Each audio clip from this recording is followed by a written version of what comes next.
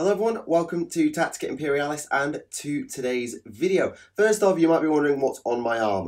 For those of you who don't follow me on social media, I have currently fractured my collarbone doing sport, so my arm is very, very stuffed right now. And that has caused some issues. I'm not able to write as quickly, so there are issues in terms of getting lore out. So there was no 40k stories this weekend.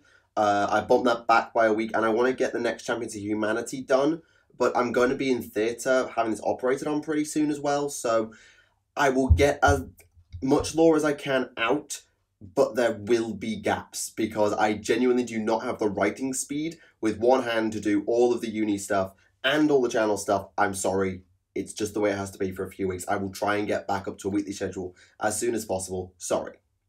But today is going to be a my thoughts on. I can still talk, so you don't get away from me that easily. And today I wanted to talk about orcs.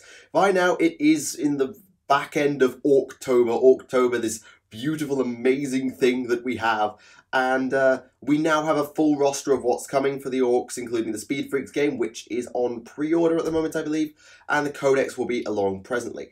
Today I wanted to focus mainly on the Codex stuff, as opposed to on the Speed Freaks stuff, because Speed Freaks, I feel like, is a game that is kind of hard to explain in an article. I think they'll need to do a video stream where they play the game, or they should do some other thing involving showing the game off, and then obviously we as creators will be able to show the game when we get our hands on it at our own time. I'm not sure if I will get Speed Freaks, at least not immediately, but I will be playing it at some point, because damn, wacky races but with orcs, yes please. So today I want to talk about the new vehicles that we're getting and a bit of the rules stuff that gives an indication of where the orcs are going, because they've really pushed the Speed Freaks in this iteration of the Codex, and I want to just talk about the vehicles in there because there's a lot of them and they're very, very fun. So we know obviously what's going on, but we get a little bit of confirmation that Speed Freaks is a keyword. So we know that clans are going to be a keyword, so Goth, Evil Sun, Bad Moon, Snakebite, Blood Axe, Death Skull, they're going to be a keyword. I don't know if Freebooter will be a keyword, I'm unsure on that one. But we know Speed Freaks will be a keyword as well. And that's a good thing, because certain units will benefit from it, and it will allow you to create a greater speed war synergy, if you so desire to. They've also shown us here that they're going to give them Speed Freak specific stratagems. This one is basically giving a unit the Exhaust Cloud rule. Now, I don't remember what the index version of Exhaust Cloud is, but back in the old days, back when I was playing Orcs a lot, Speed Freak Warbikers had a rule in which their Exhaust Clouds gave them a cover save of 4+, if I remember correctly. Now, this is obviously, we're living in an era where cover saves aren't a thing, but it now gives out a -1 to hit rolls for attacks made by ranged weapons that target that unit. That means that Speed Freak units, which are already bloody fast, are going to have a chance to cross the board and get into combat, which is, quite frankly, where they ought to be. And then we have the Death Killer War Trike, which is, I mean, I wish it was Wazdaka, but hey, you can't have it all. So this is a HQ choice, and it's a vehicle as opposed to a biker, so keep that in mind. And what it does is it means that friendly clan, so again you see the clan keyword return, biker and vehicle units within 6 inches of this model at the start of the charge phase can charge even if they advanced this turn. Oh boy! Run and charge on all of your vehicles and bikes. Yep. Uh-huh. That's a thing. So obviously, trucks and battle wagons benefit from this, which are like transports. Your bikes, of course, will benefit from this. I forget if Deathcopters benefit, because I feel like that being jet bikes, they might have a different keyword, but I'm not sure. But this will also benefit, as they mentioned in this article here, the really big stompy vehicles. So run and charge on a stomper. Yes? Yes. Run and charge on a stomper, because that's one of the annoying things as long as you get with orcs, is because they're a mid to short ranged army in terms of shooting, and they're obviously a powerful melee force. You often end up having to make trades on which ones you kind of want to have at any given time. Do you want to close distance, use the War ability of war bosses to get run and charge going but give up your shooting? Or do you want to potentially fluff your charge in order to get a last few shots off before you go in? This way, you really get to double down on that movement because you don't suffer for trying to get closer for the next round because you're going to be in because you can run and charge. So it's a nice rule to see, and I think it's a good thing to give because war bosses have it for foot infantry, now you have it for bikers and vehicles. The Megatrak Scrapjet, the Spitfire with the most glorious advert reveal ever. So, perfect for scrapping enemy tanks or turning enemies into coleslaw. Oh, they could have come with a better pun than coleslaw, but it will do. So it's armed with a rocket cannon, a 2D3 shot rocket launcher. And this shows that orcs actually now are going to actually have some shooting threat. Because one of the problems with orcs is that their guns just don't hit hard enough. We saw the Daka rule, which they mentioned here. It's an unmodified 6 to hit, generates an additional hit. That's great, but a lot of the attacks that would benefit from that rule were 1 or 2 shot weapons, and so we're probably not getting many hits in anyway, never mind many 6s. Things like the rocket cannon add in a bit of RNG in terms of how many shots you're going to get, but if you high roll, you're really going to high roll because you'll get more shots out of it because you're going to be rolling more dice, which gives you more chance of getting 6s, therefore more shots. So it brings that element of randomness into orcs that is something that some people love, some people hate. Personally, I think I quite like a bit of RNG in orcs. Not too much, but a bit of RNG. So I'm quite happy to see that. And we should see that the Scrapjet hits like a brick. And if you do decide, you know what, I want to go into melee, well, it's got a big chopper on steroids. +2 strength, 2 rend, D3 damage. It's nice middle ground between the big chopper and the power claw. Very nice to see. Good punchy weapon. And hopefully this carries on. We'll see with the other vehicles as we go along. That a lot of the vehicles have the option to go both mid-range and short range and melee. And that's a really good thing for me to see. The Boomdaka Snaz Wagon. This thing has a lot of guns. A dedicated infantry killer. So big shooter. Options for grot blasters. Guns back. The mech special, which I'm assuming is... Which gun is that? Oh, we don't got to look at it here. I think that's the gun on the back. So, 9 shots at 2 rend and 1 damage, strength 5. Yeah, that's going to absolutely chew through infantry. Because you're going to be generating off of that probably 4 or 5 hits, depending on your dice. So 4 or 5 hits is pretty good. And I think you'll get some good benefits out of that. And it actually has that exhaust cloud stratagem as one of its natural special rules. Now, I don't know how many vehicles are going to have this, but it is very, very useful to see that some vehicles are going to have natural defense. So billowing fumes is good, and if you spend another command point, I assume the 2 of them stack. And they also have their Molotov, so they ignore cover, which is kind of cool, which is what flamer weapons should do. So, yeah, works for me. However, it does also explode a lot more often because, well, yeah, it's orcs. We'll see again how many vehicles are affected by this reduced or more likely explosion. We'll see, but it should lead to carnage nonetheless. The Rucker Squid Buggy, the absolute jack of all trades. If you can't solve a problem with a squig, it probably ain't worth solving. So, it's got the heavy squig launcher with 3 different ammo types, which can also then be used in melee. And it's then got a secondary squig launcher, which is basically the same thing, just with less shots. So, effectively, add 50% to whatever the heavy squig launcher says, and that's what you've got. Oops, that's the wrong button. So, basically, 3d6 poisoned shots out of this thing, which is pretty bloody good. Or you can have 3 baby first crack missiles, so strength 5, is it 5? It's 5. 3 rend and 2 damage, ow. Or you can have 3d3, strength 6, rend 1, damage d3 shots. Hello, Mr. Tank. Click, click, boom, have a squig to the face. It's, yeah. So the Rucker Squid Buggy, I think, will be the one that you'll buy first in terms of it can do literally everything. The Mechatrack Scrapjet is going to be your heavy infantry killer with a side of vehicle killing. Obviously, we've seen the Boomstacker Snaz Wagon is going to be your anti-infantry. The Squid Buggy seems to be able to do, well, everything. And it also has mines. So exactly how they work, we're not sure yet. But dealing mortal wounds to anyone who gets close, or setting up traps on the battlefield. Maybe we'll have actual, like, Squig mine tokens that you put down on the board. If an enemy unit gets within 3 inches, kaboom, Squig. Yeah, I'm down with that. And then we get to the custom booster blaster. I'm not sure exactly what melee capabilities this thing's gonna have. Actually, does it talk about that? No.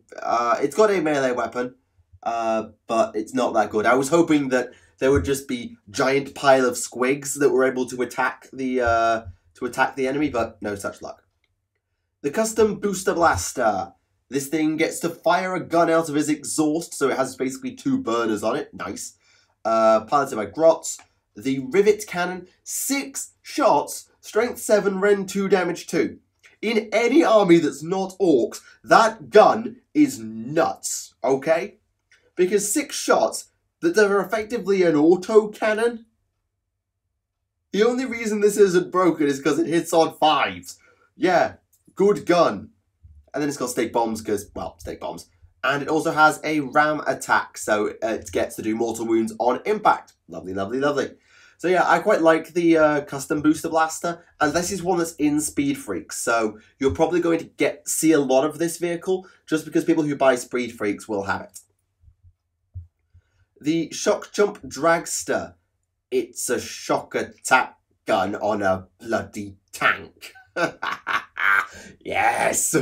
However, it's actually got a grot gunner and a targeting squig, so it actually hits something. Yes, a shock attack gun that hits something. What's new? However, it's got strength 8, rend 3, damage. Also, I realise I say rend. I'm in AOS mode. Sorry. Strength 8, AP 3, damage D6, 2 shots. That's a bloody good gun. However, if you roll a double 1 to hit, you do a mortal wound after attack has been resolved to yourself. Fine, nobody cares. And if you make a wound roll of a 6 for this weapon, you do a mortal wound to the target in addition. So, realistically, this thing's really good. Because 2 shots hitting on, they say 3s.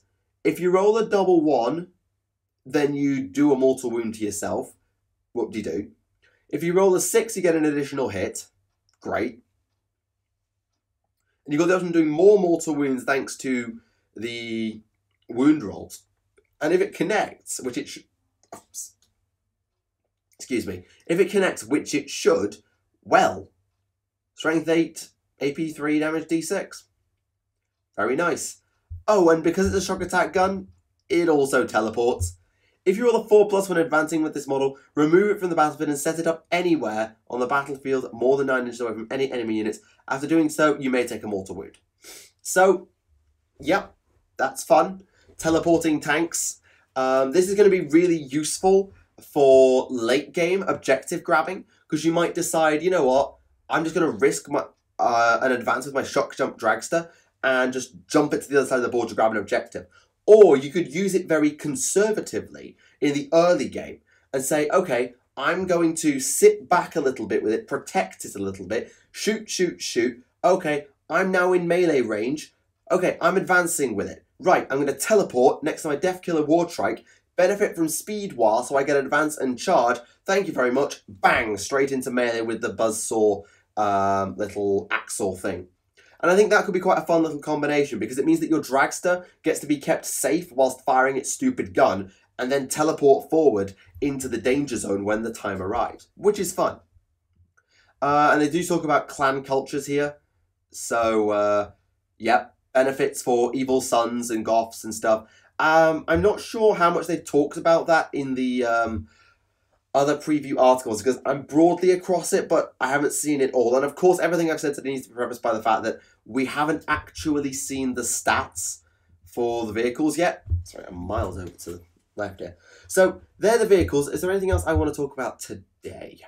Sorry, I realise that I'm a little bit less coordinated than usual, but that's mainly just because I haven't really been able to keep up. Not particularly, but we do get a little bit of a look at their power levels. They actually did an article called Building a Speed Freaks Army. So we get a rough idea of how expensive things are going to come to. So they call this a 2,000 point list. Oh, actually, they also talk about the fact that dread mobs, armored columns, green tide, and everything should work. And this is something I'll come on and do a little summary at the end about what I'm thinking about the Ork Codex before it comes out. So here's a 2,000 point-ish list. So you can see Death Killer War Trike 6 power, Shock Attack Gun 4 power, Boys 4 power. The Squid Buggy is the most expensive. That's no surprise. Booster Blaster, quite cheap. Dragster's a little bit more. Again, I'm not shocked by that.